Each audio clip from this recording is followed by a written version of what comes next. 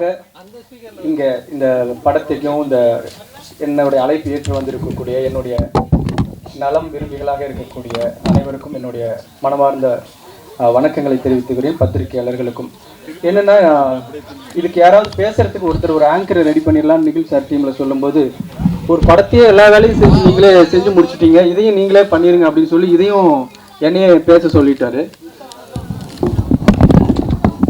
அழைப்பை ஏற்று என்னை வாழ்த்துவதற்காக இந்த படத்தில் வழக்கமாக ஒரு ஆடியோ லான்ச், ஒரு ப்ரெஸ் மீட் அப்படின்னா அந்த படத்தில் கலந்துக்கிட்டு அந்த படத்தில் நடித்த டெக்னீஷியன்ஸ், ஆக்டர்ஸ் எல்லாமே ஒரு பெரிய லைன் இருக்கும். இது ஒரு தனி மனிதன் அப்படின்னு ஒரே ஒரு மனிதனாக எடுத்த படம் அப்படிங்கிறதுனால நான் யாரையும் பெருசாக கூப்பிடணும்னு நினைக்கல. ஆனால் என்னுடைய தொடக்கம் முதல் இன்னைக்கு வரைக்கும் என்னுடைய ஒவ்வொரு முயற்சியிலையும் எனக்கு உறுதுணையாக இருந்து என்னை வாழ்த்தி எனக்கு தட்டி கொடுக்கக்கூடிய மிக முக்கியமானவர்களாக அந்த சினிமாவில் நினைக்கிற 2-3 பேரை மட்டுமே நான் அழைச்சேன். எல்லாரையும் அழைக்கணும்னு நினச்சிருந்தா இதை பற்றி பேச நிறைய பேர் கூட இந்த படம் பார்த்துட்டு நல்ல நல்ல ரிவ்யூலாம் கொடுத்துருந்தாங்க, அவங்களெல்லாம் கூப்பிட்டுருக்கலாம். ஆனால் இதை எப்படி நம்ம ஒரு விஷயத்துக்கு ஒரு வேலைக்கு கிளம்பும்போது, ஊருக்கு கிளம்பும்போது அம்மா அப்பா கிட்ட சொல்லிட்டு கிளம்புற மாதிரி ஒரு அம்மா அப்பான்னா எப்படி முக்கியமான ஒரு கேரக்டர் நம்ம லைஃப்பில், அந்த மாதிரி இந்த சினிமாவில் நான் ரொம்ப மிக முக்கியமாக யாரை நான் மதிக்கிறனோ அவங்க 2 பேரையும் நான் இதுக்கு வரணும் அப்படின்னு நான் ரொம்ப எதிர்பார்த்தேன். அதே மாதிரி என்னுடைய இந்த பணிகளில் நான் எப்போ இந்த படம் பார்த்து உடனே எல்லாத்துக்கும் என் கூட நிற்கக்கூடிய லெனின் பாரதி தோழர், ஏஆர்கே ராஜராஜா சார் 2 பேரையும் மேடைக்கு அழைக்கிறேன். வாங்க தோழர். அதே மாதிரி சேரண்ணனை நான் சொன்னதில் இந்த சினிமாவில் நான் ஒவ்வொரு மேடையில் நான் பேசும் பொழுதும் அண்ணன் சேரனுக்கும் ரோஹிணி மேடமுக்கும் நன்றின்னு சொல்லிட்டு தான் பேசுவேன், வேறு எங்கேயா இருந்தால். ஆனால் எங்கள் அண்ணனே இருக்கார் அப்படிங்கிறதுனால நான் அதை சொல்லலை. ஏன்னா சேரண்ணன் எனக்கு எப்படி முக்கியமானவர் அப்படின்னு இங்கே இருக்கிற எல்லாருக்கும் தெரியும். நான் அதை சொல்லி புரிய வைக்கணும்னு அவசியமே இல்லை. நான் எந்த மேடைகள், அதுக்கு பிறகு நான் சினிமாவுக்கு வந்த பிறகு கிட்டத்தட்ட 100கணக்கான மேடைகளில் நான் ஏறியிருக்கேன். அப்போ எல்லாமே நான் சொல்லிட்டு தொடங்கக்கூடிய வார்த்தைகள் பேசுகிறதுக்கு முன்னாடி அந்த வார்த்தைகள் தான். அந்த அளவுக்கு முக்கியமானவர் எனக்கு. அண்ணனை நான் அன்போடு மேடைக்கு அழைக்கிறேன். அதே மாதிரி சத்யராஜ் சார் சங்கர் சாரோட டைரக்ஷனில் நடிச்சுக்கிட்டு இருந்த காலகட்டத்தில் நானும் போய் ஒரு இயக்குனர் எனக்கு ஒரு படம் பண்ணணும்னு சொல்லி நின்னேன்.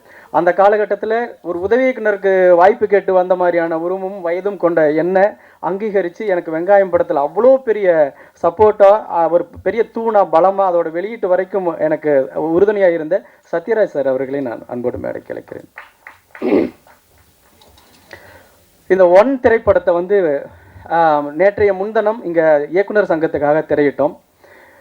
படம் முடிஞ்ச பிறகு ஸ்டாண்டிங் ஓவேஷன் கொடுத்தாங்க. எழுந்து நின்று எல்லாரும் கை தட்டணும் அப்படின்ட்டு இயக்குனர் சங்க தலைவர் சொல்லி எல்லாரும் எழுந்து நின்று 5 நிமிடம் கைத்தட்டி உட்கார்ந்தாங்க.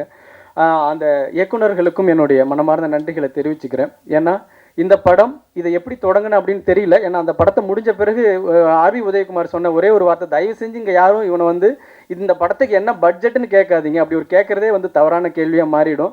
அதை தவிர வேறு என்ன வேணால் கேளுங்க. ஏன்னா ஒரு 5-6 வருட உழைப்பு தான் இந்த படத்துக்கோட பட்ஜெட்டு. அது இந்த படத்தில் தெரியுது அப்படின்னு சொன்னார். நான் இந்த படத்தை எதுக்கு ஆரம்பித்தேன், எப்படி ஆரம்பித்தேன்னு எனக்கே மறந்து போச்சு. அவ்வளோ காலம் இந்த படம் எனக்கு பெரிய வேலையும் மன உளைச்சலையும் பெரிய உழைப்பையும் எடுத்துக்கிச்சு. இதுக்கு நடுவில் எத்தனையோ வேலைகளை நம்ம செஞ்சுருந்துருக்க முடியும். ஆனாலும் சரி, இதை கைவிட்டக்கூடாது, ஒரு கட்டத்துலையும் நம்ம கைவிட்டக்கூடாது அப்படிங்கிற ஒரே ஒரு நோக்கத்தில் உலகத்தில் யாரும் செய்யாத ஒரு பெரிய வேலையை கையில் எடுத்து தொடங்கிட்டோம். அது எந்த இடத்துலையாவது நிறுத்திட்டோம்னா அது நம்ம வந்ததே தெரியாமல், இப்படி ஒரு முயற்சி எடுத்ததே தெரியாமல் போயிருமே அப்படிங்கிற ஒரே உறுதியில் இதை முடிச்சிடணும் அப்படின்னு நினச்சேன். முடிச்சுட்டு இப்போ வர 21ஆம் தேதி அதை வெளியீட்டுக்கு கொண்டு வர இருக்கிறேன். இதில் எத்தனையோ இடையூறுகள், பயணங்களில் தடை எல்லாமே இருந்தாலும் இந்த வெளியீட்டுன்னு நிற்கும்போது நான் வெங்காயம் படத்தில் அனுபவிச்ச அந்த விஷயந்தான் எனக்கு ஞாபகம் வந்துச்சு. ஏன்னா எனக்கு கிடைச்ச அனுபவம் இந்த உலகத்தில் எந்த இயக்குனருக்கும் தயாரிப்பாளருக்கும் கிடைச்சிருக்காது. ஒரே படத்தை எடுத்து அதை ஒரு தோல்வியும் பார்த்து ஒரு வெற்றியும் பார்த்த ஒரே ஒரு படமும் இயக்குனர் நான் தான். முதல்ல நான் சேரனுக்கு முன் சேரனுக்கு பின் அந்த மாதிரி தான். வெங்காயம் படத்தை முதல்ல வெளியிட்டப்போ 2 நாள் 3 நாள் ஒரு 2 ஷோ 3 ஷோ யாருக்குமே தெரியாமல் அது வைண்டப் ஆகி வந்துச்சு. அதுக்கப்புறம் சேரன் நான் பார்த்த பிறகு தான் அந்த படம் சன் டிவியில் பிஸ்னஸ் ஆச்சு. மறுபடி திரும்ப 100க்கும் மேற்பட்ட தியேட்டர்களில் திரையிடப்பட்டுச்சு. என்னென்னா ஒரே படம், இப்போ 2 படம், என்னோட முதல் படம் அப்படி நடந்துச்சு, 2வது படம் எப்படி நடந்துச்சுன்னா ஓகே, அதோட கண்டென்ட்டை பொறுத்து இது மாறி இருக்கும் அப்படின்னு நினைக்கலாம்ல. அப்படி இல்லாமல் ஒரே படம், ஒரே டைட்டில், ஒரே ஆர்டிஸ்ட், அதை சரியாக ப்ரமோட் பண்ணி அந்த இடத்துக்கு கொண்டு போய் நிறுத்தினோம்னா அது எல்லாராலையும் கவனிக்கப்படுங்கிறதையும் பார்த்தேன்.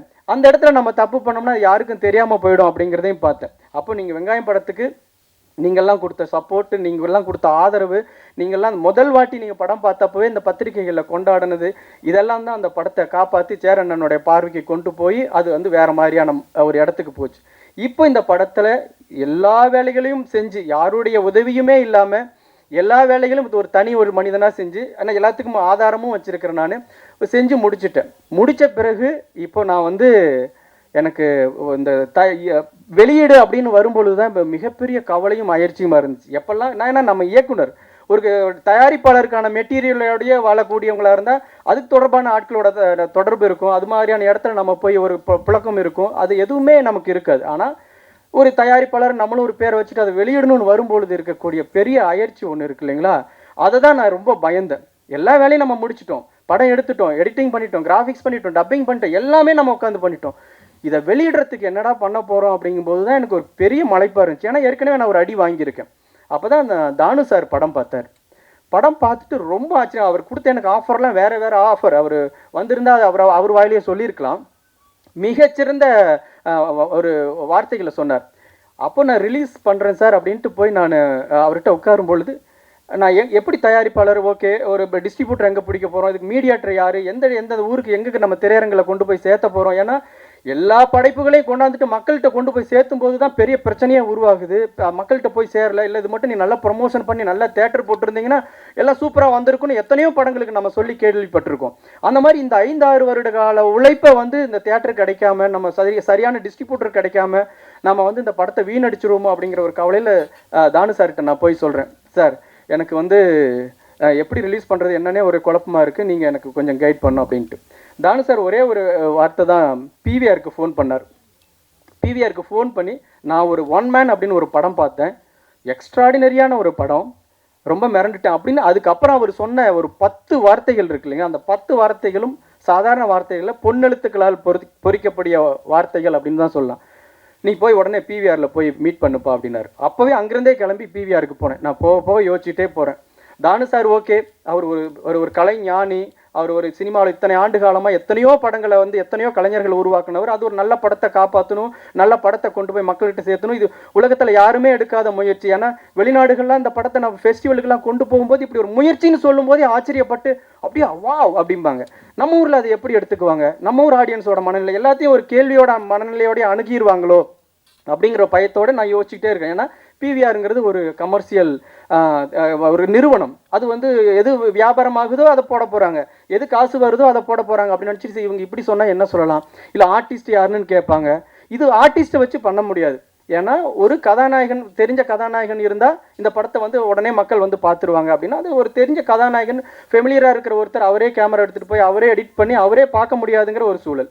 அப்போ நான் பண்ணுறேன் அப்படின்னா எனக்கு இன்னும் ஃபேஸ் வேல்யூவோ எனக்கு யாருன்னே தெரியாது. இப்போ நான் தான் பண்ணி ஆகணுங்கும் போது வேறு வழி இல்லை, நானே இந்த ஒரு ஆள் நடித்த படம் அப்படிங்கிறதுனால இந்த அட்டம்ப்டை எடுக்க வேண்டியதாக போயிடுச்சு. இப்படி கேட்டாங்கன்னா, பிவிஆரில் கேட்டாங்கன்னா என்ன சொல்கிறது, அக்செப்ட் பண்ணுவாங்களா, ஆர்டிஸ்ட் இல்லைன்னு சொல்லுவாங்க, எப்படி ரிலீஸ் பண்ண போகிறீங்க, பேனர் வேல்யூ என்ன, இதெல்லாம் கேட்பாங்களே அப்படின்ட்டு போய் உட்கார்றேன். சார் தானு சார் சொன்னார், இதுதான் என்னுடைய படம், ஒரு 5-6 வருட கால உழைப்பு, இந்த உலகத்தில் யாருமே எடுக்காத ஒரு முயற்சி, நீங்கள் எங்கே வேணாலும் செக் பண்ணி பாருங்கள், நெட்டில் இதெல்லாம் செக் பண்ணி பாருங்கள், நான் உங்களை நம்பி வந்திருக்கேன் சார், எனக்கு இது தேட்டரில் கொண்டு போய் நீங்கள் போட்டு கொடுக்கணும் அப்படின்னு. பிவிஆர் அலுவலகத்தில் உட்காந்துட்டு கொஞ்ச நேரம் அப்படியே அமைதியாக இருந்தாங்க, பார்த்துக்கிட்டே இருந்தாங்க. அவர் அசோக், பாலா, கதிர் அப்படிங்கிறவங்க உட்காந்து பார்த்துக்கிட்டே இருக்காங்க.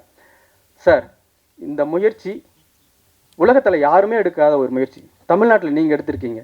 எப்படி நீங்கள் தொடங்கும் போது உங்கள் அப்பா அம்மா, உங்கள் குடும்பத்தில் இருக்கிறவங்க, உங்கள் நண்பர்கள்லாம் சப்போர்ட் பண்ணியிருப்பாங்க, அப்புறம் உங்கள் இயக்குநர்கள் இங்கே இருக்கிறவங்களாம் சப்போர்ட் பண்ணியிருப்பாங்க, ஒவ்வொரு கட்டத்துலையும் ஒவ்வொருத்தர் சப்போர்ட் பண்ணியிருப்பாங்கல்ல, அந்த மாதிரி எங்களுடைய பங்களிப்பாக நாங்களும் உங்களுக்கு சப்போர்ட் பண்ணுறேன் சார் அப்படின்னு சொல்லி ஒரு வார்த்தை சொன்னாங்க. எனக்கு அவ்வளோ ஆச்சரியமாக இருந்தது.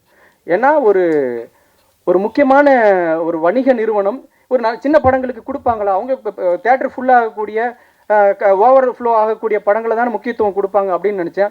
இந்த படத்துக்கும் நாங்கள் கை கொடுக்குறோங்க, உங்கள் படம் ஒரு அரிய முயற்சி, கண்டிப்பாக நாங்கள் வந்து இதை வந்து மக்கள்கிட்ட கொண்டு போய் சேர்த்துறதுக்கு எங்களோட பங்களிப்பு என்னவோ அதை கண்டிப்பாக நாங்கள் செய்வோம் அப்படின்னு சொல்லி, எனக்கு அதாவது பெரிய தடைக்கல்லாவே இருந்து எனக்கு அந்த இடம் தான், எப்படி கொண்டு போய் சேர்த்த போகிறோமோ அப்படின்னு. நாங்களும் இதில் ஒரு பார்ட்டாக இருந்து உங்கள் படத்தை கொண்டு போய் சேர்த்துறோம் அப்படின்னு சொன்ன பிவிஆர் நிறுவனத்துக்கு என்னுடைய மனமார்ந்த நன்றிகளை நான் தெரிவிச்சுக்கிறேன் இந்த நேரத்தில். இது ரொம்ப முக்கியமான பாயிண்ட். முதல்ல இனிமேல் நான் அதிகம் பேசுகிற நேரம் இல்லை, இனிமேல் படமும் பார்க்க வேண்டியது அப்படி இருக்கிறதுனால இந்த படத்தை வந்து நான் எடுத்துகிட்டு வந்து போஸ்ட் ப்ரொடக்ஷன் பண்ணுறதுக்கு ஆரம்பித்த நாளில் எனக்கு நிறைய பெரிய ஸ்டூடியோ வேலைகள் நிறைய இருந்தது. நான் எப்படி பண்ண போகிறேன், 5.1 மிக்ஸ் பண்ணணும், அதுக்கான எக்யூப்மெண்ட்டு, அதுக்கான சிஸ்டம், மிக்சர் இதெல்லாம் நான் வாங்கணுன்னா அது பெரிய காசாக இருந்தது. நான் ஏஆர் ராஜராஜா சார்கிட்ட போய் சொன்னேன், சார் இந்த மாதிரி ஒரு படம் வித்தியாசமான முயற்சி, எனக்கு எப்படி பண்ணணும்னு தெரியல. நான் ஆனால் எப்போ பண்ணுவேன், எவ்வளோ நாள் ஆகும், 1 மாதம் ஆகும், 2 மாதம் ஆகும், 6 மாதம் கூட ஆகும், நானே தான் பண்ணுறேன், எனக்கு பண்ணுறது எப்படின்னு தெரியல சார், எனக்கு அதுக்கான உதவி வேணும் அப்படின்னு கேட்டேன். அவர் ஒரு கொத்து சாவி எடுத்து என் கையில் கொடுத்து, அவரோட ஸ்டூடியோவோட சாவி, எப்போ வேணாலும் நீங்கள் திறந்துக்குங்க, எப்போ வேணாலும் ஒர்க் பண்ணிக்கங்க, சிஸ்டம் ஆஃப் பண்ணிட்டு போங்க, உங்களுக்கு எப்போ வேணுமோ அது திறந்துக்குன்னு சொல்லி சாவியே கொடுத்தாரு. ஒரு 6 மாதம் என்கிட்ட தான் இருந்தது. அதனால தான் ரொம்ப முக்கியமாக நான் அவரை வந்து இந்த மேடையில் வந்து அவர் வரணும் அப்படின்னு சொல்லி நான் எதிர்பார்த்தேன். அந்த இடம் இல்லைன்னா நான் அதை தாண்டி வர்றது ரொம்ப கஷ்டமாக இருந்திருக்கும். அவர் வந்து இந்த படம் அவர் படம் பார்த்துட்டாரு. இந்த படம் தொடர்பாக ஒரு சில வார்த்தைகள் பேசணும்னு அன்போடு அழைக்கிறது. இந்த இனிய மாலை வேளையில் பத்திரிகை மற்றும் ஊடக நண்பர்கள் அனைவருக்கும் வணக்கம். எவ்வளவோ மேடைகளை சந்திச்சிருக்கோம். சமீபத்தில் இப்போ கூட அண்ணன் கேட்டார், என்ன நீங்கள் மாதத்துக்கு ஒரு படம் ஏதாவது விழா நடத்துவீங்க, இப்போ பண்ணுறது. நான் சமீப காலங்களில் வந்து கிட்டத்தட்ட ஒரு 2-3 வருடங்களாக டப்பிங் படங்கள் எதுவும் பண்ணுறதில்லை. ஒரு நேரடி படத்தை எடுத்து அந்த படத்துலேயே இருக்கேன். அவர் என்ன கொஞ்சம் அதிகமாக பெருமையாக சொல்லிட்டார். ஆனால் உண்மையிலே ஒரு மனிதன் தனி மனிதனாக எல்லா வேலைகளையும் செஞ்சு அவரே எல்லா கதாபாத்திரமாகவும் நடித்து ஒரு படம் எடுக்கணும் அப்படின்னு சொல்லி எடுக்கிறேன் அப்படின்னு சொல்லும்போது முதல்ல எனக்கு கூட எல்லோரும் மாதிரியான ஒரு சின்ன கேள்விக்குறி இருக்க தான் செஞ்சது. ஆனால் அவர் வேலை செஞ்ச விதம், ஏன்னா அவர் சொன்னார் இல்லைங்களா, எல்லாத்துக்கும் ஆதாரம் இருக்குன்னு. அந்த ஆதாரத்தில் நானும் ஒரு ஆதாரம். என்னென்னா அவர் மட்டும்தான் இந்த பக்கம் டப்பிங் தேட்டர்லேயும் அவர் தான் ஒர்க் பண்ணார், இந்த பக்கம் மிக்சிங் தேட்டர்லேயும் அவர் தான் ஒர்க் பண்ணார். அதனால் அது முடிஞ்சதுக்கு பின்னால் அப்புறமா படத்தை இப்போ தான் சமீபத்தில் பார்த்த பின்னால் ஒரு மாதிரியான மனசு வந்து ஒரு வகையில் நெகிழ்ச்சியில் பெருமை அடைஞ்சிருச்சு. என்ன காரணம்னா, அந்த படத்தை எப்படி எடுக்கணுமோ அப்படி சரியான தொழில்நுட்ப தரத்தில் மிக அற்புதமான ஒரு படமாக அவர் உருவாக்கியிருக்கார். எல்லாருக்கும் ஒரு கேள்வி இருக்கும், என்ன சங்ககிரி ராஜ்குமார் அவரே ஹீரோவாக நடித்து, அவரே ஹீரோயினியாக நடித்து, அவரே வில்லனாக நடித்து, அவரே தோழர்களாக நடித்து, அவரே அம்மாவாக நடித்து, அவரே வந்து கூட்டத்தில் இருக்கக்கூடிய பெருந்திரள் கூட்டத்தில் இருக்கக்கூடிய மனிதர்களாக நடித்து எப்படி இதெல்லாம் சாத்தியமாகுமா அப்படின்னு கிட்டத்தட்ட ஆயிரக்கணக்கான கதாபாத்திரங்களை ஒரு மனிதராக பண்ணியிருக்கார். ஒரு கைதட்டல் கொடுக்கலாம் நீங்கள். ஆனால் அதை வந்து எப்படின்னு கேட்டிங்கன்னா, ஒரு என்ன சொல்கிறது, ஆர்வத்தில் செஞ்ச வேலையாக இல்லை, ரொம்ப அனுபவத்தில் நுணுக்கமாக செஞ்ச வேலையாக இருக்குது. அதுதான் அவருடைய மிகப்பெரிய வெற்றி. இதுவே அவருடைய முதல் வெற்றி. இந்த படத்தை பார்த்தோன்னே எங்களுக்கு தோணுது, இப்போ நானும் லெனின் சார், நம்ம சார் சுப்பிரமணிய சிவா சார் எல்லோரும் ஒன்றா தான் படம் பார்த்தோம். படம் பார்த்துட்டு வந்தோன்னே ஒரு 10 நிமிஷம் படத்தை பற்றி அந்த படம் கொடுத்த ஒரு என்ன சொல்கிறது இன்ப அதிர்ச்சியில் எங்களால் பேச முடியல. முதல்ல லெனின் சார் தான் பேசினார், அப்புறம் சார் பேசினா, நான் ரொம்ப கடைசியாக தான் பேசினேன். இது வந்து இந்திய திறமையோட உச்சம். இந்த திரைப்படம் வந்து உருவாகி திரைப்பட கருவிகளையோ திரைப்பட சம்மந்தப்பட்ட எந்த விஷயங்களையோ நம்ம வந்து உருவாக்குனது எல்லாமே ஐரோப்பியர்களும் அமெரிக்கர்களும் அந்த மாதிரி ஆங்கிலேயர்கள் தான். ஆனால் என்ன மாதிரியான தொழில்நுட்பம் வந்தாலும் இப்போ இருக்கக்கூடிய அட்மாஸ், டிடிஎஸ், அட்மாஸ் இந்த மாதிரியான சத்தம் சம்மந்தப்பட்ட தொழில்நுட்பங்கள் வந்தால் கூட அதில் நம்மளோட பங்களிப்பு எதுவுமே இருக்கிறது இல்லை. அவங்க கண்டுபிடிச்சி கொடுப்பாங்க, நம்ம ராயல்ட்டியை கட்டிட்டு அதை நம்ம பயன்படுத்துவோம். ஆனால் முதலாக வந்து ஒரு விஎஃப்எக்ஸுங்கிற ஒரு தொழில்நுட்பத்தை உலகத்தில் இருக்கக்கூடிய அத்தனை பேருக்கு சவால் விட்டு ஒரு தமிழம் பண்ணியிருக்காரு. ஒரு தமிழ் திறமை. நிச்சயமாக நீங்கள் கைத்தட்டுங்க, நல்லாவே கைத்தட்டுங்க. ரொம்ப பெருமைப்படக்கூடிய ஒரு உழைப்பு அது. அந்த உழைப்பு வந்து படம் வெற்றி பெறலாம், தோல்வி அடையலாம், இல்லை அதில் வந்து மிகப்பெரிய லாபம் அடையலாம் அவர், அதெல்லாம் அப்புறம். ஆனால் இது வரலாற்று பதிவு.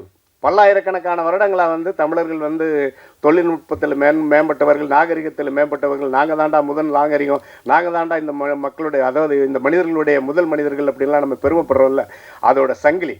அந்த சங்கிலியில் வந்து மிகப்பெரிய திறமை ராஜ்குமார். அந்த பெருமை இந்த படம் பார்த்தோன்னே எனக்கு கொடுத்துச்சு. நிச்சயமாக நீங்கள் பார்த்தீங்கன்னா உங்களுக்கு அதை கொடுக்கும். பத்திரிகையாளர்கள் எல்லோரும் சேர்ந்து ராஜ்குமாரை வந்து நீங்கள் தட்டி கொடுத்து தூக்கி விடணும். ஏன்னா அவர் ஏற்கனவே சொன்னார், தியேட்டருக்கு போய் 2 நாளில் திரும்பி வந்த படத்தை அண்ணன் சேரன் அவர்களுடைய பேச்சும் கருத்தும் வந்து மறுபடியும் மிகப்பெரிய வெற்றி அடைய வச்சுச்சுன்னு. அதனால் அவர் மாதிரியே நீங்களும் இந்த படத்துக்கு வந்து மிகப்பெரிய ஒத்துழைப்பு கொடுத்து அவரை மிகப்பெரிய வெற்றியாளனாக்கணும், இந்த படம் மிகப்பெரிய வெற்றி அடையணும்னு வேண்டி கேட்டுக்கிறேன். நன்றி, வணக்கம்.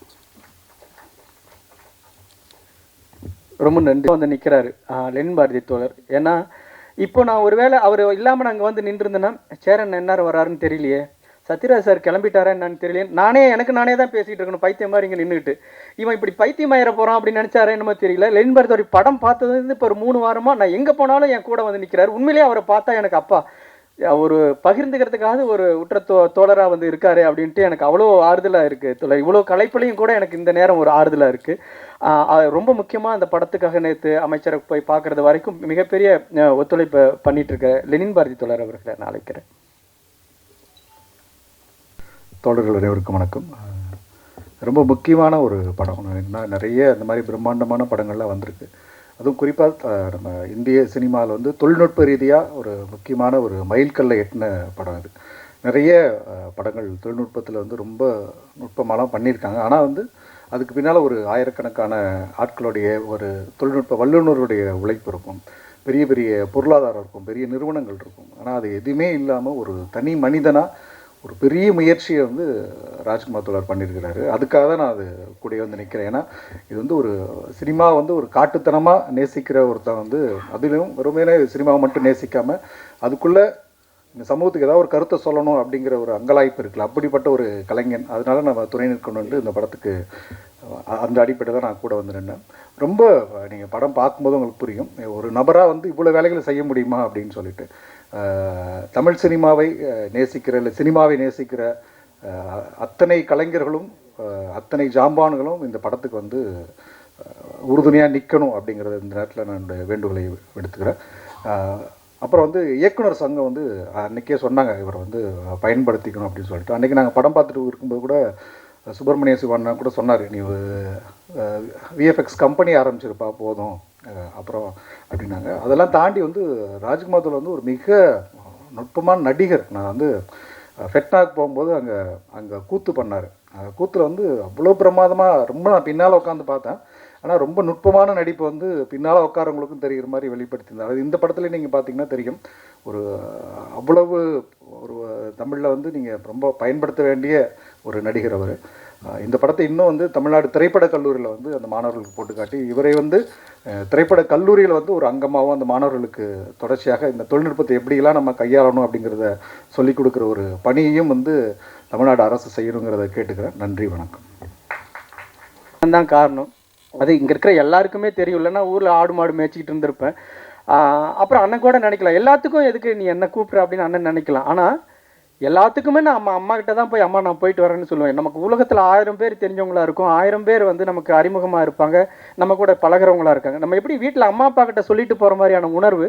அதனால தான் சேரன்னு நான் வந்து நீங்கள் வந்தே ஆகணும், நான் இந்த படம் வெளியாக போகுது, இவ்வளோ வருஷம் கஷ்டப்பட்டு இந்த படம் மக்கள் மத்தியில் போகுதும்போது உங்களுடைய வாழ்த்துக்களோட போகணும் அப்படிங்கிற என்னுடைய ஆத்மார்த்தமான ஒரு எண்ணத்தில் தான் உங்களை 2 பேரையும் நான் அழைச்சது.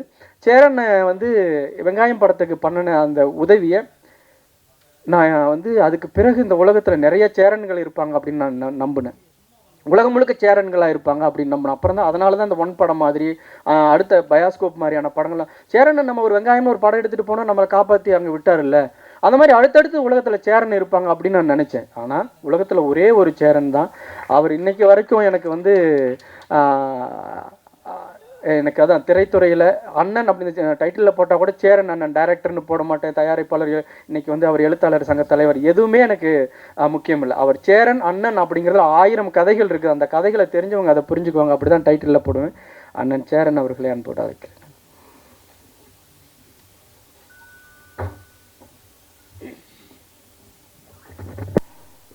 எல்லாருக்கும் வணக்கம். ராஜகுமார் அப்படி தான் கொஞ்சம் உணர்ச்சிவசப்பட்டு தான் பேசுவார். ஏன்னா அவருக்கான அந்த சூழல் அப்படி.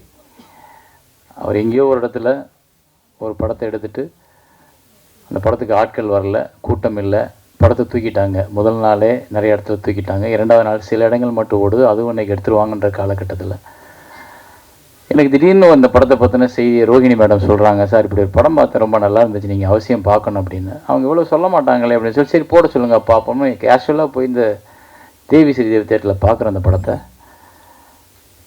பார்த்துட்டு கொஞ்சம் நேரம் ஒன்றுமே புரியல. இப்படி ஒரு பையன் ஒரு கேமராவை தூக்கிக்கிட்டு ஒரு கிராமத்துக்குள்ளே போய் இருக்கிற சின்ன பிள்ளை, ஆயா, பாட்டி, சித்தப்பா, பெரியப்பா எல்லாம் நடிக்க வச்சு, ஆனால் சொல்லியிருக்கிற கருத்து வந்து அவ்வளோ ஸ்ட்ராங்கான கருத்து. நம்ம மடமையை கொளுத்தக்கூடிய, நம்மளோட உணர்ச்சிகளை பயன்படுத்திக்கிட்டு வியாபாரம் பண்ணுறவங்களோட பொய்யை தோல்விச்சு காட்டுற ஒரு படம். ஆனால் அது ரொம்ப நேர்த்தியாக ஒருத்தர் எடுத்துருந்தன்றப்போ, சும்மாவே நம்ம ஒரு நல்ல படம் பார்த்தோம்னா தூங்க மாட்டோம். உடனே பதிவு போடுறது என்ன, அதை பற்றி பேசுகிறது என்ன, அதை கிடைக்கிற மேடையிலலாம் பேசுகிறது என்னன்னு சொல்லும் பொழுது, இது எனக்கு ரொம்ப நெருக்கமான ஒரு படமாக என்னுடைய தாட்ஸாக இருந்தது. என்னுடைய கிராமத்து மக்களை நான் அதுக்குள்ளே பார்த்தேன். என்னோட கிராமமும் என்னோட மக்களும் உள்ளுக்குள்ள இருக்கும்போது என்னால் அதை விட்டு விடுபட்டு வெளியே போக முடியாமல், சரி அந்த படத்தை என்ன பண்ணலாம் அப்படின்றப்ப, நல்லா இருக்கு இது ஏன் ஓடலைன்னு கூப்பிட்டு பேசும்போது அவர் இப்படி சொல்லும்பொழுது, அதை அந்த அந்த நேரத்தில் என்னை யாரும் நிறைய பேர் தூக்கி சுமந்துருக்காங்கல்ல, அப்போ நான் எனக்கு கிடைக்கிற வாய்ப்பப்போ நான் ஒருத்தனை தூக்கி சுமக்கணும்ல, அதான தர்மம். அந்த இடத்துல நான் சங்கர் ராஜ்குமாரை தூக்கிக்கிட்டேன் தோள் மேலே. அப்புறம் எல்லா இயக்குநர்களையும் கூப்பிட்டு அந்த படத்தை பாருங்கன்னு சொன்னோன்னே, இப்போ சங்கர் ராஜ்குமார் கூப்பிடும்போது யாருன்னு தெரியல, வர முடியல அப்படின்றப்போ, இப்போ நான் கூப்பிட்டோன்னா அதுக்கு ஒரு அடையாளம் கிடைக்குது. எல்லா இயக்குநர்களும் வர்றாங்க.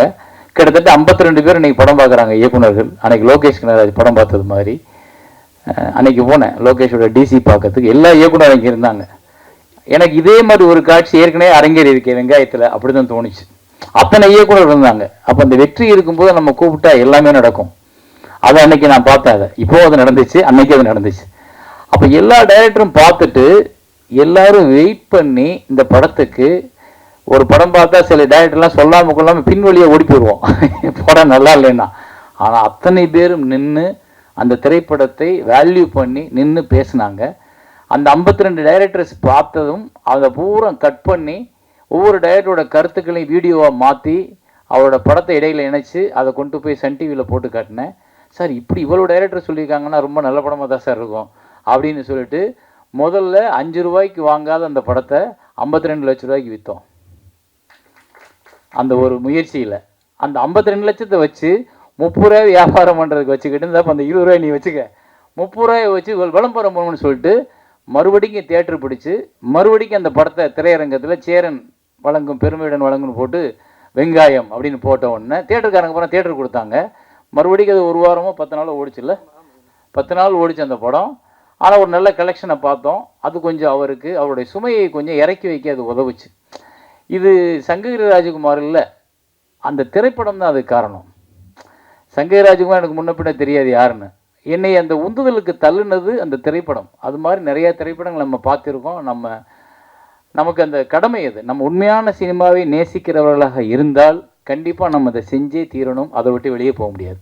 அவ்வளோதான் எனக்கும் சங்கர் ராஜகுமாரோட பந்தம். ஆனால் அவர் அந்த உதவியை இன்னைக்கு வரைக்கும் மறக்காமல் பெருசாக எடுத்துக்கிட்டு அதை பற்றி பேசும்போது ஒவ்வொரு இடத்துலையும் சொல்லும் பொழுது இப்போ தான் எனக்கு தோணுச்சு, சேரன்ற பேருக்கு அடிக்காதீங்க பாவம், அவர் தான் எனக்கு உதவி பண்ணான்றப்போ அவர் என் மேலே வச்சுருக்க கருணை அது நல்லது, சந்தோஷம். ஆனால் அவர் அப்படி தான், இவரோட படங்கள்லாம் வந்து இவர் சம்பாதிக்கிறதுக்கு சினிமாவுக்கு வரல. இவர் மண்டைக்குள்ளே நிறைய அரிப்பு, நிறைய உள்ளுக்குள்ளே யோசிச்சு சினிமாக்கெல்லாம் நிறைய பார்க்குறாரு. அப்போ சாதாரண சாமானியனும் ஒரு சினிமாவை எடுத்துட முடியும், சாமானியன்கள்கிட்டையும் சினிமாவை கொண்டு போய் சேர்த்துட முடியும், சாமானியன்களையும் சினிமாவுக்குள்ளே பயன்படுத்திட முடியுன்ற ஒரு பெரிய கர்வம் அவருக்கு உண்டு.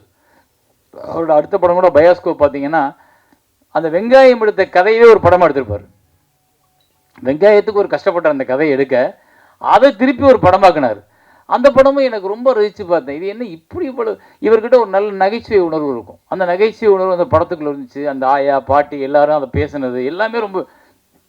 நம்ம ஊரில் என்ன ஒரே ஒரு பிரச்சனைனா, இந்த பெரிய நடிகர்கள் கமர்ஷியல் படங்கள் இதையே பார்த்துட்டு தியேட்டரை ஃபில் பண்ணுற கூட்டங்கள் இந்த மாதிரி படங்களை நழுவ விட்டுறாங்க. அப்புறம் எங்கேயோ ஒரு ஓடிடி பிளாட்ஃபார்ம், சார் அந்த தோழர் அந்த படம் ரொம்ப நல்லா இருந்துச்சு சார், அந்த படம் ரொம்ப நல்ல படம் சார், நீங்கள் அதில் என்ன சார் பண்ணீங்க அப்படின்னு கேட்குற அளவுக்கு அந்த படம் இருக்குது. ஆனால் தியேட்டரில் அதுக்கான ரெஸ்பான்ஸ் குறைவாக இருக்குது. அது காரணம் வந்து நம்ம தான் அந்த படத்தை முன்னிறுத்தணும். நம்மன்னா நீங்கள் தான் அந்த மாதிரியான திரைப்படங்களை முன்னாடி மக்கள்கிட்ட கொண்டு போய் நிப்பாட்டினா முதல் ஷோ, முதல் விமர்சனம், முதல் ரிவ்யூ உங்கள் மூலமாக தான் வெளியே போகுது. அப்போ அந்த மாதிரி படங்களுக்கு எப்படி இப்போ இந்த படமே சார் பார்த்தீங்கன்னா 1 அப்படின்றது வந்து இந்த படத்தில் இருக்க எல்லாமே ஒரே ஆள். இந்த புது முயற்சிக்காகவே நம்ம அதை பாராட்டணும். ஆனால் அந்த புது முயற்சியை சிறப்பாக செஞ்சுருக்கிற ராஜ்குமார். அந்த படத்தை பார்த்துட்டேன், ஒரு 2 வருஷம் 3 வருஷம் இருக்குன்னு நினைக்கிறேன்ல, முதல் வருஷன். அப்போ நான் பார்த்துட்டு அந்த படத்தை பார்க்கும்போது எனக்கு என்னப்பா நீயே இவ்வளவையும் தூக்கி சுமந்துருக்கியே, எப்படி இது முடிஞ்சிச்சா எப்படி? அப்போவே அவர் கொஞ்சம் நல்லா இருந்தது. ஆனால் அது இப்போ மறுபடியும் இன்னும் நிறைய மாற்றி ரீஷூட் பண்ண மாதிரி திருப்பி ரீஒர்க் பண்ணி சிஜியில் எல்லாம் எல்லாத்தையும் மாற்றி இப்போ இந்த அப்போ பார்க்கும்போது இல்லை, இப்போ இருக்குதெல்லாம். இதை தொங்குறது நீங்கள் தான், மேலே இருக்குது நீங்கள் தான். அந்த மாதிரி படத்தில் வந்தீங்கன்னா இப்போ நம்ம ராஜ்குமாராக தெரிவார், ஆனால் வேறு வேறால தெரிவார். அதுக்கு எவ்வளோ மெனக்கடன் பாருங்க. ஒரே ஆள் நடித்து, ஒரே ஆள் இயக்கம் பண்ணி, ஒரே ஆள் ஒளிப்பதிவு பண்ணி, ஒரே ஆள் லைட்டு பார்த்து, ஒரே ஆள் எடிட் பண்ணி, ஒரே ஆள் சவுண்ட் ரெக்கார்ட் பண்ணி, இது எல்லாத்துக்கும் அவ்வளோ டைம் எடுக்கும். கிட்டத்தட்ட 3 வருஷம் 4 வருஷம்ன்றது உங்களுக்கு குறைவு. இன்னும் 10 வருஷம் கூட ஆகலாம் ஒரு சில படங்கள், அப்படிலாம் நடந்திருக்கு. ஸோ இந்த உழைப்பு உங்களை அடையாளப்படுத்தும். அப்புறம் இன்னொரு படம் இவர் ஒன்று பண்ணி வச்சுருக்காரு, இன்னும் ரிலீஸ் பண்ணலன்னு நினைக்கிறேன். அந்த காட்டுக்குள்ளே எடுத்த படம் என்ன படத்து பேர்? நெடும்பா. அதை நாங்கள் வந்து எங்கள் C2H வாங்கி ரிலீஸ் பண்ணுறதுக்காக வாங்கினோம். அது ஒரு அற்புதமான படம். கண்ணீர் வந்துடும் கடைசியில். அது எல்லாரும் நடிச்சிருப்பாங்க. இவங்க அப்பா ஒரு தலை சிறந்த நடிகர். அவங்க அப்பாவை தான் எனக்கு வெங்காயத்தில் ரொம்ப பிடிச்சிச்சு. அந்த கூத்து பாட்டு பாடுறவராக இருப்பார். அந்த நடு ரோட்டில் மகளுக்காக பிச்சை எடுத்து ரோட்டில் நின்று பாடுவார். அந்த வேஷம் வந்து எக்ஸ்ட்ரானரி. அதே மாதிரி அவர் ஒவ்வொரு படத்திலும் நடிக்கிறார். இப்போ கூட யாரோ ஒரு படத்தில் நடிக்க வச்சுருந்தாங்க, தண்டகாரண்யம். அதெல்லாம் பண்ணியிருந்தார். அவர் என்னன்னா அந்த நெடும்பாவில் ஒரு குழந்தை என்ன பண்ணும், சிட்டிக்குள்ளே இருக்க குழந்தை தெரியாமல் வழி தவறி ஒரு வேனில் ஏறி ஒரு இடத்துல போய் இறங்கி ஒரு காட்டுக்குள்ளே போயிடும். அது பூரா காட்டு மனுஷங்க, அவங்களுக்கு இந்த பாஷையே தெரியாது. ஆனால் அந்த மனிதர்கள்ட்ட ஒரு குழந்தை மாட்டிக்கிறோம். அந்த குழந்தை மேலே ஒரு அன்பு வச்சுருவாங்க அந்த காட்டுவாசிகள். அவங்க என்ன பண்ணுவாங்க, ஒரு இடத்துல அந்த குழந்தைக்கு உடம்பு சரியில்லாமல் வந்தோன்னே இந்த பிள்ளையை காப்பாற்றுறதுக்கு அவங்களுக்கு தெரியாது. அந்த பிள்ளையை எப்படியாவது காப்பாற்றணும்ட்டு நகரத்தையே விரும்பாத காட்டுவாசி 4 பேர் 2 பேர் அந்த குழந்தையை தூக்கிக்கிட்டு நகரத்துக்குள்ளே வருவாங்க. பயங்கரமாக இருக்குது அந்த ஹாஸ்பிட்டலுக்குள்ளே போகிற சீனெல்லாம். அவ்வளோ கண் கலங்கிரும் மனிதர்களுக்கு. அப்படிப்பட்ட ஒரு படத்தையும் எடுத்து வச்சுருக்காரு. அதையும் இன்னும் ரிலீஸ் பண்ணலை. நான் வந்து ஒரு 12 வருஷத்துக்கு முன்னாடி படத்தை பார்த்துட்டேன். இவர் என்னன்னா எடுத்து வச்சுக்கிட்டே இருக்காரு. இவர் காசு யாருக்கு இருக்கா அவங்களுக்கு? ஏன்னா வெங்காயத்துக்கு வாங்கின கடனை இன்னும் அடைச்சி முடிக்கல. நீ அந்த ஆள் 2 பேரை கேட்டால் நாங்கள் கூட 2 படம் எடுத்துருவோம். அப்படி அவ்வளோ நெடும்பா ரொம்ப நல்ல படம் சார். அந்த படத்தை பார்த்துருக்கீங்க. நான் அதுக்கப்புறம் கூட நிறைய அந்த காட்டுவாசி படம் வச்சப்போ நான் எனக்கு உடனே நெடும்பா தான் ஞாபகம் வந்துச்சு. ஆனால் அதில் இன்னும் இதை விட சிறப்பாக ராஜ்குமார் எடுத்திருப்பார்ல. எவ்வளோ பட்ஜெட்னு கேட்டால் அவட்ட கேட்டால், ஆனால் அது 60 ஒரு 70 ரூபா வந்துச்சுண்ணே அப்படிம்பாரு. எது 60 ரூபாய்க்குள்ள படத்தை முடிச்சிட்டியா? என்னையா சொல்கிற?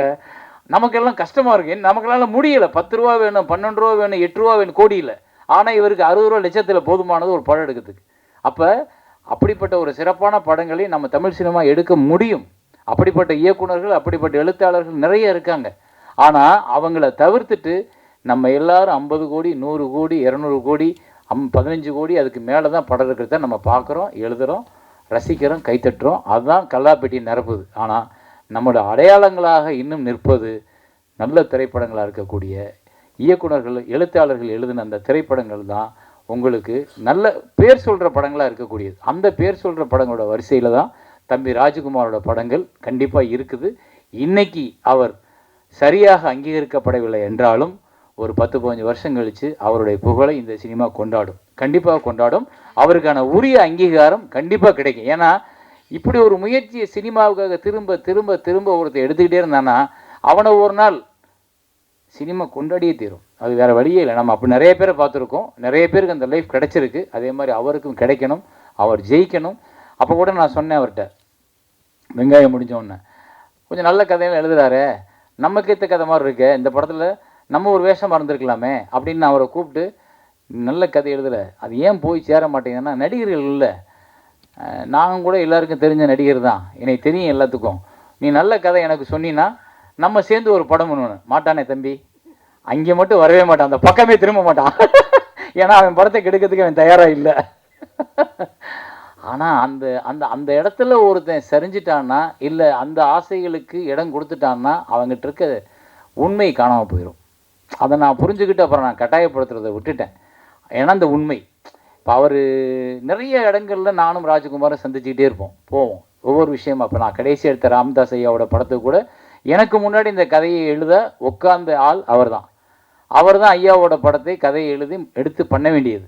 அது ஒரு சில காரணங்களால் அவங்க அதுக்கு ஒரு வேல்யூ வேணும், அது இப்படி எடுக்கணும் அப்படி எடுக்கணும், தயாரிப்பாளர்லாம் சேர்ந்து என்னையை பேசும்போது என்கிட்ட ராஜ்குமாரை இன்ட்ரடியூஸ் பண்ணி இவ கதை எழுதி வச்சு, ராஜ்குமார் தெரியுமே தம்பி தானே, அப்போ அவர் நிறைய குறிப்பெழுதி வச்சுருக்காரு, நீங்கள் எடுத்துக்கின்றப்ப எனக்கு நெருடுது.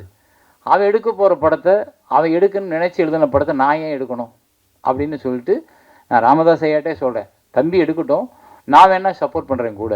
ஏன்னா அவன் ஒரு கனவு இருந்திருக்கும், அவனுக்கு ஒரு அடையாளம் வேணும், அவன் ஒரு அழகாக அந்த கதையை தொகுத்துருப்பான். அப்போ அதை போய் நான் எடுக்கணும்னா தட்டி பறிச்சது மாதிரி இருக்கும் அப்படின்னு நான் அவர்கிட்ட சொல்கிறேன். அவங்க அப்புறம் பேசிட்டு இல்லை இந்த கதை இன்னும் சிறப்பாக வரணும், இப்படி வரணும் அப்படின்னு சொல்லிட்டு அப்போ சொல்லும்போது நான் அவனை கூப்பிட்டு சொன்னேன், தம்பி என்னால் மறுக்க முடியல, வேறு வழி இல்லை, கேட்குறாங்க. ஒரு பெரியவர் கேட்கும்போது நான் அதை வேணாம்னு தூக்கி போட்டு வர்ற அளவுக்கு எனக்கு அந்த அவரோட அன்பை நான் உதாசீனப்படுத்த முடியாது. வேறு வழி இல்லாமல் நான் ஒத்துக்கிறேன் தம்பின்னு சொல்லிட்டு தெரியுது. அது கூட அவனுக்கு வருத்தம் என் மேலே. ஆனால் உங்கள் மேலே எனக்கு நீங்கள் சொல்லியிருக்கலாம்னு நினைக்கிறேன். பட் நான் என்ன பண்ண முடியும், உனக்கு நல்லது செஞ்சால் அதே சேரம் தான், உனக்கு கெடுதல் செஞ்சால் கூட இருக்கட்டுமே, நீ வச்சுக்க அப்படி. ஏன்னா அப்படி இடத்துல ஒண்டி நம்மளை தள்ளும். ஆனால் வேறு வழி இல்லை. இப்போ பாருங்கள், அந்த படம் உனக்கும் இல்லை எனக்கும் இல்லை யாருக்கும் இல்லை போச்சு. கடைசியில் எடுக்கப்படவே இல்லை. அது அப்படியே ஒருத்தரோட உழைப்பு, இவரோட உழைப்பு கிட்டத்தட்ட ஒரு 2 வருஷம் இருந்திருக்கும், அந்த உழைப்பு மாறிச்சு. என்னோட உழைப்பு கிட்டத்தட்ட 1.5 வருஷம் இருந்திருக்கும். கிட்டத்தட்ட நாங்கள் வந்து ஒரு 15 பேர் அதுக்காக டீம் எல்லாம் போய் இடம் பார்த்து லொக்கேஷன் பார்த்து எங்கெங்கேயோ அலைஞ்சு காடு மேடெல்லாம் அந்த ஊரை கண்டுபிடி. ஏன்னா அவர் 1987 வரலாறு, 87லேருந்து நடந்த விஷயத்தை பூரா பதிவு பண்ணி இப்போ போனால் எல்லா இடத்துலையும் மாறும். 2026 87ஓட ஊரை வில்லேஜ் எங்கே தேடுறது? ஆனால் தமிழ்நாடு பூரா முழுக்க நாங்கள் அலைஞ்சு அந்த மாதிரி வில்லேஜையும் அந்த மாதிரி ரோடுகளையும் அந்த மாதிரி கண்டுபிடிச்சு ஆட்களை பூரா கண்டுபிடினா அப்போ உள்ள ஆட்களோட தோற்றமே வேறு. இப்போ நீங்கள் ஆளே இல்லை, முகமே இல்லை, மாறி இருக்கு. அதை நாங்கள் பூரா ரெஃபரன்ஸ் வச்சு அவ்வளோ 1.5 வருஷம் நாங்கள் அதுக்கான தீசிஸ் பண்ணி அவ்வளோயும் திரட்டி வச்சதுக்கப்புறம் அந்த படம் நடக்கலை அப்படின்னா அது எவ்வளோ பெரிய வழி பாருங்கள். அவங்க சொல்லலாம், நான் உங்களுக்கு அந்த வேலை பார்த்த வரைக்கும் சம்பளம் கொடுத்துட்டேன்னு. சம்பளம் அல்ல எங்களோட தாட், நாங்கள் நினச்சது, நாங்கள் கற்பனை பண்ணது, எங்களோட மண்டைக்குள்ள ஊர்ன அந்த கதை வெளியில் வந்துச்சுன்னா எனக்கு சம்பளமே கிடைக்காது, நான் கவலைப்பட மாட்டேன். ஏன்னா நான் அப்படிப்பட்ட ஒரு பைத்தியக்காரத்தனமான இயக்குனர். எனக்கு நான் எடுத்த படம் வெளியே வரணும், ஆனால் அது வரல, அது நின்றுச்சு. என்ன காரணம் கேட்டால் அப்பா அம்மையை சண்டை போட்டாங்க, படம் நின்று போச்சு. இப்போ அப்பா அம்மையை சேர்ந்துட்டாங்க, படம் இருக்கிற ஆள் இல்லை, என்ன பண்ணுறது? சிரிக்கிறார் ஒருத்தர் என்னை நினச்சி பார்த்து. இதுதான் அவலம். அது மாதிரி தான் சினிமா வந்து எங்கே நம்மளை தூக்கிக்கிட்டு போகும், எங்கே நம்மளை ஏமாற்றும், எங்கே நம்மளை உட்கார வைக்கணும் தெரியாது. இந்த கூட இவர் எடுத்த முயற்சிக்கு இவரை தூக்கிட்டு போகணும். பார்க்கலாம் இந்த சினிமா என்ன பண்ணுதுன்னு. தேங்க்யூ. பத்திரிகை நண்பர்களுக்கும் ஊடக நண்பர்களுக்கும் என்னுடைய வணக்கத்தை தெரிவிச்சுட்டு, பல நல்ல படத்தை கொடுத்ததுக்காகவும் சேரன் சாருக்கு நன்றி சொல்லலாம், வெங்காயம் படத்தை ப்ரமோட் பண்ணதுக்காகவும் நன்றி சொல்லலாம். ஏன்னா அந்த படத்தில் நானும் இருக்கிறேன். மேடையில் இருக்கிற அத்தனை பேருக்கு என்னுடைய வணக்கத்தை சொல்லிக்கிறேன். ராஜ்குமார் கிட்ட நான் சேர்ந்ததுக்கு மிக முக்கியமான காரணம் யாருன்னு கேட்டிங்கன்னா, பகுத்தறி பகலவன் தந்தை பெரியார் அவர்கள் தான். என்ன எனக்கு ஃபோன் பண்ணது வந்து தந்தை பெரியார் திராவிடர் கழக தலைவர் கோவை ராமகிருஷ்ணன் தான் ஃபோன் பண்ணார். நம்ம தம்பி ஒருத்தர் வராருங்க, ஐயாவோட தொண்டர், நீங்கள் என்னென்னு பார்த்து என்ன முடியுமோ செய்யுங்க. ஏன்னா அவருக்கும் பெருசாக சினிமா பற்றியெல்லாம் தெரியாது ராமகிருஷ்ணனுக்கு. வந்தால் இப்படி ஆசிட்டிஸ் நீங்கள் சத்யராஜாவே வரணும், அதில் ஒரு பாட்டு வருது, அதில் மட்டும் பெரியார் கெட்டப்பில் ஒரு 4-5 ஷாட் வந்தீங்கன்னா போதும் அப்படின்னு சொல்லி பண்ணேன்.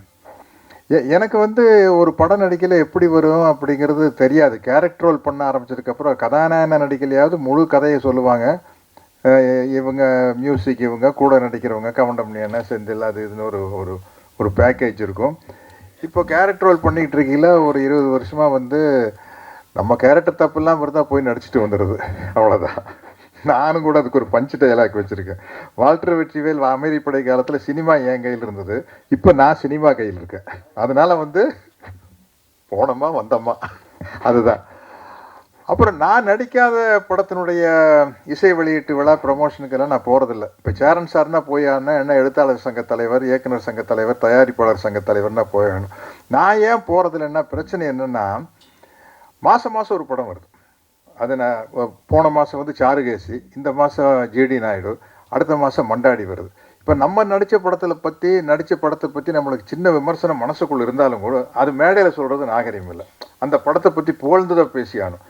என்கிட்ட இருக்கிற மிஸ்டேக் ஒரு 2 பால் ஓவராகவே போடுவேன், எக்ஸ்ட்ராவாக 2 பால் போடுவேன். ஏன்னா அவங்கள மனிதர்களுடைய சந்தோஷம், குறிப்பாக கலைஞர்களுடைய சந்தோஷம் வந்து அங்கீகாரத்துக்காக ஏங்குவது தானே, பாராட்டுக்காக ஏங்குவது அப்படிங்கிறத மனிதனுடைய மனமே. அதனால் அதை நம்ம ஃபுல்ஃபில் பண்ணிட்டு போவோமே. நான் மணிவண்ணன் சாரில் சும்மா தமாஷா சிரித்து பேசினேன். தலைவரை ஐஸ் வைக்கிறதுனா சின்ன கியூபெல்லாம் வைக்கக்கூடாது தலைவரை, அது வலிக்கிட்டு வந்துடும். பெரிய பாரை தூக்கி போட்டு அடிச்சிடணும். ஒன்றா அவன் மண்டை உடையணும், இல்லாச்சு ஐஸ் உடையணும், ரெண்டில் ஏதோ ஒன்று. வைக்கிற ஐஸை அப்படி வச்சுட்டு போயிடணும் அப்படின்னு சொல்லுவேன். பட் இந்த படத்துக்கு நான் ஏன் வந்தேன் அப்படின்னா, வெங்காயம் படம் பார்த்து பிரமிச்சு போயிட்டேன். ஏன்னா நான் போய் ஒரு நாள் நடிச்சிட்டு வந்தேன், 2 நாள் நடிச்சிட்டு வந்தேன். மற்றபடி உள்ளே என்ன இருக்குதுன்னு தெரியல. படம் பார்த்தப்ப என்னடா இவ்வளோ பிரமாதமாக இருக்குது, இது என்ன டேக் ஆஃப் ஆகிறது கஷ்டம் எனக்கே தெரியும். ஆனந்தவனில் மட்டும் பிரமாதம் விமர்சனம் எடுத்துனாங்க நினைக்கிறேன்ல. அப்போ வந்து இந்த மாதிரி மீடியா எல்லாம் ஆனந்தவுடன், குமுதம், குங்குமம் மாதிரி பத்திரிகைகள் தான், எல்லா பத்திரிகையிலையும் பிரமாதமாக எப்படி சேரன் சார் ஆட்டோகிராஃப் வந்து அடிச்சு தூக்கி ஒரு 10 நாள் கழிச்சு தான் செம பிக்கப்னு நினைக்கிறேன்ல. எங்கேயோ போயிடுச்சு ஆட்டோகிராஃப் போட்ட போடு, பெரிய போடு. அது மாதிரி விமர்சனங்கள்லாம் பிரமாதமாக இருக்குது. பட் படம் டேக் ஆஃப் ஆகலை. அதுக்கப்புறம் சரி எத்தனையோ படங்கள் இப்படி வந்துட்டு போயிடுச்சு அப்படின்னா ரோஹிணி மேடம் பார்த்துட்டு சேரன் சார்கிட்ட சொல்லி அதை ரீரிலீஸ் பண்ணி அதில் ஒரு காசு பார்த்தது வந்து பெரிய விஷயம். அதுக்கு வந்து சேரன் சாருக்கு மிகப்பெரிய நன்றியை சொல்லிக்க ஆசைப்படுறேன். அப்புறம் ஒரு இயக்குனருடைய கற்பனை பாருங்கள். சேரன் சார் ஒரு படத்தை கஷ்டப்பட்டு ஒரு கிராமத்தில் போய் கிராமத்தில் இருக்கிறவங்களையே நடிக்க வச்சு எடுக்கிறோம். குறிப்பாக அவங்க அப்பா வந்து பிரமாதம் நடிச்சிருப்பார். அந்த கஷ்டத்தை ஒரு படமாக எடுக்கிறது. பயாஸ்கோப்னு ஒரு படம், அந்த எவ்வளோ காமெடிகள் அதுக்குள்ளே இருக்கும். ஊருக்குள்ளேயே ஆளுகளை பிடிச்சி நடிக்க வைக்கிறது, ட்ரைனிங் கொடுக்கறதுங்கிறது. நான் அந்த படம் பார்த்து பிரமாதமாக இருந்தது. இப்போ இந்த படத்தை பற்றி கேள்விப்பட்டேன், எனக்கு இன்னும் பெரிய குழப்பத்தில் இருக்கிறேன். சேரன் சார் கிட்ட கேட்டேன், எப்படி சேரன் சார் அது பண்ணாங்க?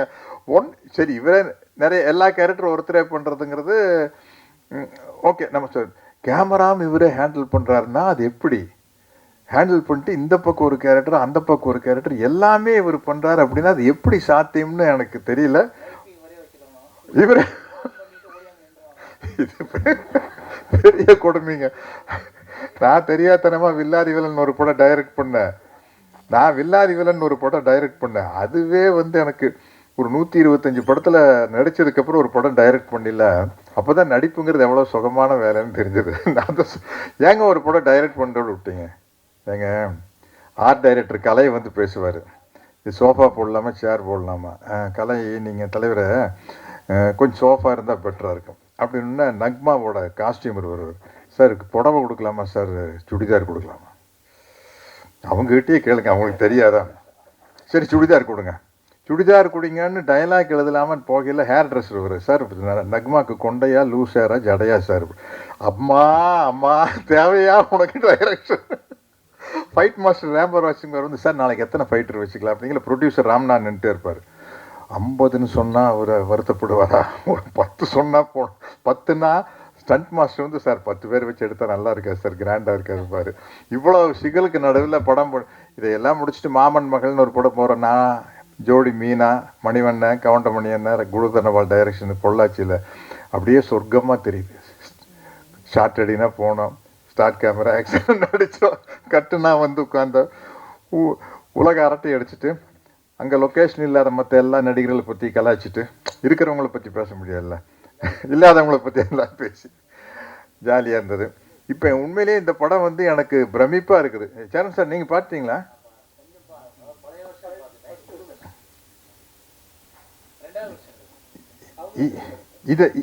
இதெல்லாம் இருக்கு படத்தில். இது எப்படி சாத்தியம் எனக்கு ஒன்றும் புரிய மாட்டேங்குது. அப்போ ஒன் மேன் ஆர்மின்னு சொல்கிற மாதிரி ஒன் மேன் ராஜமௌலின்னு நினைக்கிறேன், ஒன் மேன் பாகுபலி அப்படிங்கிற அதிகம். ஓ ஓ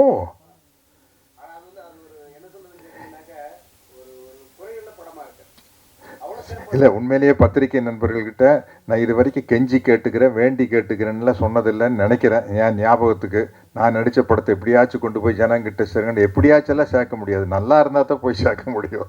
எப்படியாச்சும் எப்படி சேர்க்கறது? அது சரியா இல்லாத சாப்பாட்டை எப்படியாச்சும் எப்படி சாப்பிட முடியும்? நல்லா இருந்தால் தான் சாப்பிட முடியும். அது மாதிரி இந்த படத்தை வந்து எப்படியாச்சும் கொண்டு போய் மக்கள்கிட்ட சேர்க்குற பொறுப்பு உங்ககிட்ட இருக்குது. நம்ம என்னென்னா நம்ம லைம் லைட்டில் இருக்கிறவங்கள பற்றியே தான் எழுதிட்டு இருப்போம். அது இல்லை, அது எப்படி சினிமா ஒரு வியாபாரமோ, நாங்கள் நடிக்கிறது ஒரு வியாபாரமோ, அது மாதிரி பத்திரிகை ஊடக தொழில் எல்லாமே அது வியாபாரம் தான். வியாபாரங்கும் போது சினிமாவில் வந்து அதிக சம்பளம் வாங்குகிற நடிகர்கள் பற்றி எழுதும் போது தான் ஒரு சேலபிலிட்டி இருக்கும், அதை படிப்பாங்க. ஒரு கிசு வர்றதுனாலும் கூட அவங்கள பற்றி வந்தால் தான் இன்ட்ரெஸ்ட் இருக்கும். யாரோ தெரியாத முகத்தை பற்றி எழுதுல இன்ட்ரெஸ்ட் இருக்காது. பட் இது மிகப்பெரிய சாதனையாக நான் கருதுகிறேன். அவர் சொல்லிட்டாரு பாருங்க, மோர் தென் ராஜமௌலி, மோர் தென் பாகுபலி அப்படின்னா, இந்த படத்தை கொண்டு போய் இப்போ என்னதான் இங்கே பேசினாலும் உங்கள் கையில் தான் இருக்குது. இதை வந்து நீங்கள் 100 கோடி 200 கோடி சம்பளம் வாங்குற கதாநாயகருடைய படத்தை எல்லாத்தையும் தாண்டி நீங்கள் ப்ரமோட் பண்ணால் தான் முடியும், இல்லாட்டி முடியாது. ஏன்னா அவங்களுக்கு ப்ரமோஷன் தேவையில்லை, அவங்க முகம் போஸ்டல் இருந்தாலும் வந்துட்டு போகிறாங்க, அவ்வளோதானே. அதனால் வந்து இது உங்களுடைய ஒரு டியூட்டியாக எடுத்துக்கணும், கடமையாக எடுத்துக்கணும். அப்போ தான் வந்து இந்த மாதிரி புதிய முயற்சிகள் பண்ணக்கூடிய இயக்குனர்கள், இளைஞர்கள் நிறையா சினிமாவுக்கு வருவாங்க. நான் இந்த படத்தை பார்த்ததுக்கப்புறம் ராஜ்குமார்கிட்ட எப்படி என்ன ஏதுன்னு கேட்டு தெரிஞ்சுக்கிறேன். மிகப்பெரிய வெற்றி அடைய வாழ்த்துக்கள், நன்றிகள், வணக்கம். ஆமாம், இப்போ எல்லாம் படம் பார்க்குறதுக்கான நம்ம 6 மணிக்குள்ளே ஆமாம் பார்த்து முடிக்கணும் அப்படிங்கிறதுனால இங்கே திரையரங்கத்துக்கான நிர்பந்தமும் இருக்கும். இங்கே வந்து எனக்காக நான் அழைத்தவுடன் அது சார் சொன்ன மாதிரி அந்த படத்தில் அவர் நடிக்கலை, அண்ணனுக்கும் இந்த படத்துக்கும் எதுவும் தொடர்பு இல்லை, தோழருக்கு யாருக்குமே இதுக்கு பெருசாக எதுவும் தொடர்பு. இந்த படம் பார்த்துட்டு இந்த படத்துக்கான முயற்சியை எப்படியாவது நான் கொண்டு போய் மக்கள்கிட்ட சேர்த்தணும். நான் எங்கே தொடங்கணும், எங்கள் உறவினர்கள், நண்பர்கள், டெக்னீஷியன் இருந்து, ஸ்டூடியோ கொடுத்ததுலேருந்து, இந்த படம் பார்த்துட்டு என் கூட நிற்கிறதுலேருந்து, திரையரங்கம் நாங்கள் கொடுக்குறோன்னு PVR சொன்னதுலேருந்து, இன்னைக்கு அண்ணனும் ஐயாவும் வந்து எனக்காக வாழ்த்தி பேசுனது வரைக்கும் இந்த முயற்சியை அங்கீகரிக்கணும் அப்படிங்கிற ஒரு ஆத்மார்த்தமான மனநிலையோடு எல்லாரும் வந்து ஆதரவு கொடுத்துருக்காங்க. அதே மாதிரி நீங்களும் இந்த படத்தை பார்த்துட்டு மக்கள்கிட்ட கொண்டு போய் சேர்த்துறதுல இந்த உலகத்தில் யாருமே செய்யாத ஒரு முயற்சி ஒரு தமிழனா நான் செஞ்சு முடிச்சிருக்கேன். அதை இன்னைக்கு முடிச்சிருக்கேன். எனக்கு நான் சொல்லுவேன், ஆகஸ்ட் 21 இந்த படம் பெரிய வெற்றி தான் அப்படின்னு நினைக்கிறேன். ஏன்னா எத்தனையோ வாய்ப்புகள் இருந்தது, எத்தனையோ சந்தர்ப்பங்கள் இந்த படத்தை பாதியில் கைவிடுறதுக்கு இருந்தும் முடிச்சு கொண்டு வந்து சென்சார் பண்ணி திரையரங்கத்துக்கு கொண்டு வரதே பெரிய வெற்றியாக தான் நினைக்கிறேன். அவ்வளோ அயற்சியாகவும் டயர்டாகவும் இருக்குது. அது எல்லாத்தையும் உங்களுடைய ஆதரவான கருத்துக்களும் மக்கள்கிட்ட கொண்டு போய் சேர்த்தக்கூடிய உங்களுடைய முயற்சிகளும் இதுக்கு சப்போர்ட்டாக இருக்கும்னு நினச்சி நான் சொல்லி அனைவருக்கும் நன்றி சொல்லி விடைபெறுகிறேன். நன்றி, வணக்கம்.